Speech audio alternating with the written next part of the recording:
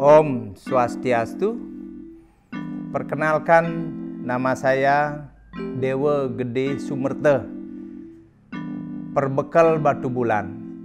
Batu Bulan adalah salah satu dari 12 desa di Kecamatan Sukawati, salah satu dari 70 desa dan kelurahan di Kabupaten Gianyar, Provinsi Bali.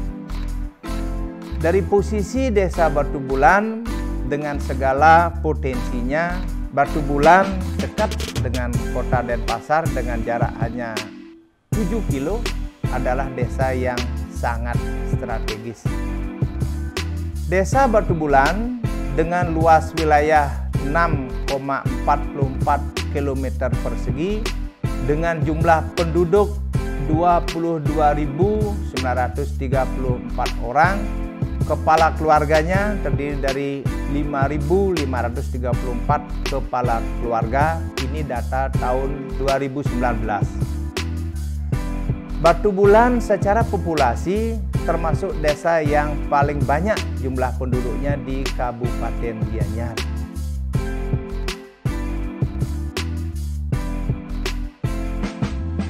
Batu Bulan dengan segenap potensinya awalnya dikenal dengan desa yang mengembangkan pertanian, desa agraris. Lambat laun dengan perkembangan zaman, desa Batu Bulan menjadi sasaran orang-orang di sekitar Denpasar bertempat tinggal, menjadikan desa Batu Bulan tempat tinggal terdekat dari tempatnya bekerja. Sehingga dalam posisi saat ini, desa Batu Bulan masih tersisa 204 hektar dari 644 hektar luas wilayah desa. Jadi pertanian masih tetap kita lestarikan.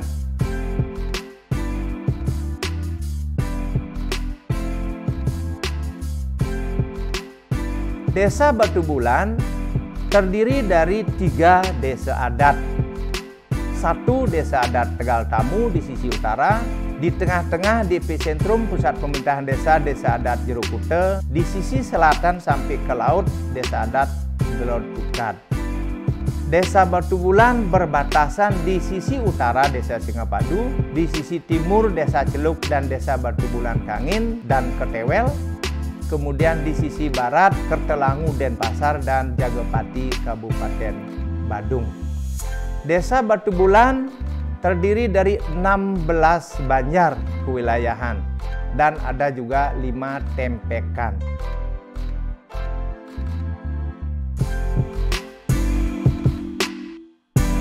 Nah, kita landa di tengah-tengah disebut dengan desa adat Jero Kute. Desanya kami sendiri, Pak Dewa Madeoke, terdiri dari 7 banjar. 7 banjar itu antara lain Banjar Tegal Jaya, kemudian Banjar Denjalan, Banjar Batur, Banjar Pegambangan, kemudian Banjar Telabah, Banjar Pagutan Kaje, Banjar Pagutan Kelot. Lengkap 7 banjar. Jero Kute terdiri daripada kita di desa adat 986 kalau tidak salah. Kakak, di mana ngempon untuk desa adat hanya pakai song. Jadi song kami jumlahnya 402 song untuk ngempon kayangan 3. Itu secara garis besar kami sampaikan tentang keadaan daripada desa adat Jero Kute. Kita berada di tengah. Kita juga punya pura desa masing-masing. Seperti kita lihat di sini, kita sedang mengadakan restorasi total pura desa adat Jero Kute, di mana sekarang sudah hampir 85% selesai, tinggal menunggu finishing. Dan selanjutnya adalah pura pusat di sebelah timur. Itu sebagai momentum kita menyatukan diri, itu adalah warisan daripada orang tua dari dulu untuk kita bersatu 3 desa adat ini yang disebut dengan desa adat Ageng Gede Batu Bulan. Jadi pura pusatnya satu. Begitu megah dilihat adik. Nah, kembali kita di Jero Kute, kami sedang menata keadaan di pura dalam tak kami. Pura dalam tak itu kita tertata apik, karena prinsip kita kalau kita tidak menata diri, bagaimana kita akan menjaga terutama adalah kebersihan. Kalau orang membuang sampah tanpa kita sadar, diri kita harus bersih dulu, harus diri kita tata dulu, sehingga tempat itu kemungkinan tanda kutip seolah-olah tempat membuang sampah. Sehingga kita harus sadar dulu, jangan menyalahkan orang membuang sampah. Kalau kita tidak betul-betul sadar, kalau lingkung kita sudah tertata itu otomatis berarti melarang. Tanpa ada larangan lagi, mestinya masyarakat sudah sadar bahwa ini sudah sedang menata tentang kebersihan. Itu komitmen kita.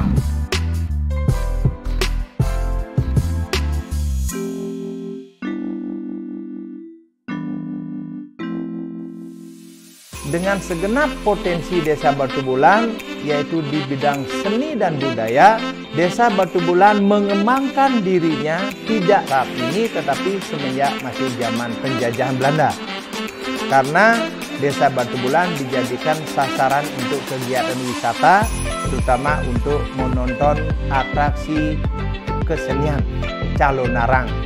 Sekitar tahun 1937 kami juga sudah mengembangkan tontonan untuk menghibur wisatawan yang saat itu masih zaman kolonial Belanda. Saat ini Desa Batu Bulan dengan segenap potensinya di bidang seni dan budaya masih tetap eksis untuk mengembangkan pertunjukan barong. Jadi di Bali nyaris Desa Batu Bulan awalnya dan Desa Singapadu yang mengembangkan pertunjukan barong untuk tontonan wisatawan. Perkembangan pertunjukan barong ini sudah dimulai sejak zaman Belanda. Kemudian secara komersial dilakukan awal-awal tahun 60-an sampai posisi saat ini.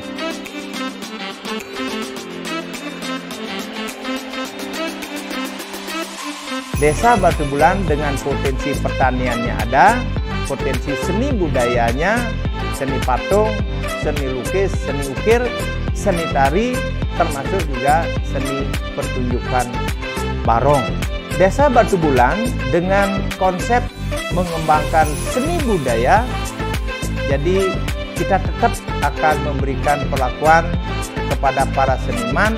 Karena apa? Karena kita ingin mengembangkan seni budaya ini sebagai warisan leluhur untuk kita lestarikan dan kita kembangkan untuk memberikan dampak kehidupan kepada masyarakat.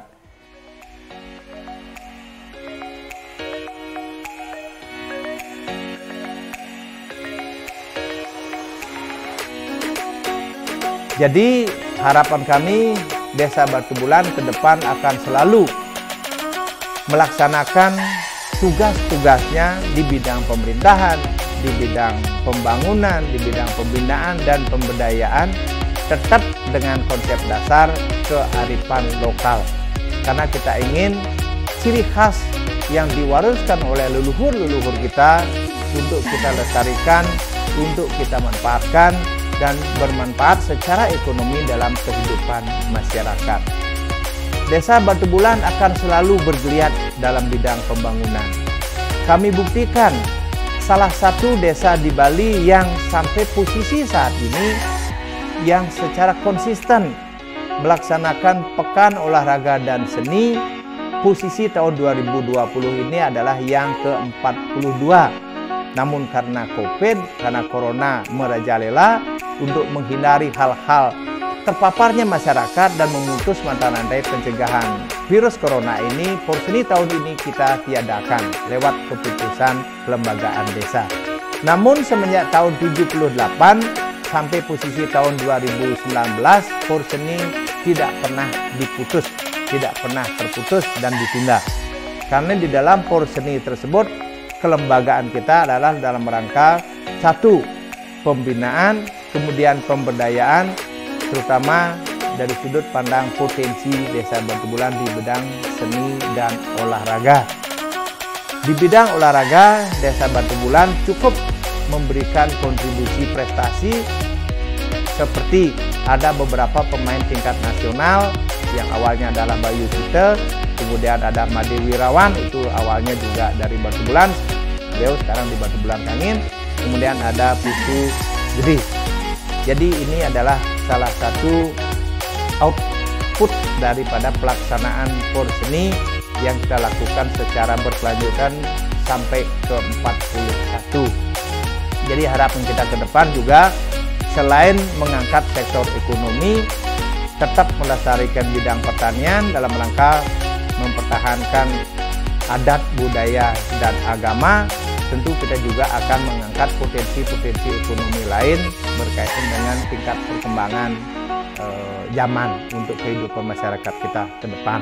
Demikian yang dapat kami sampaikan, namun yang jelas bahwa kami salah satu desa di Kabupaten Gianyar tentu akan selalu mengikuti kebijakan, akan selalu mengikuti perkembangan pembangunan di tingkat kabupaten secara tematik, terintegrasi, dan tentu spasial.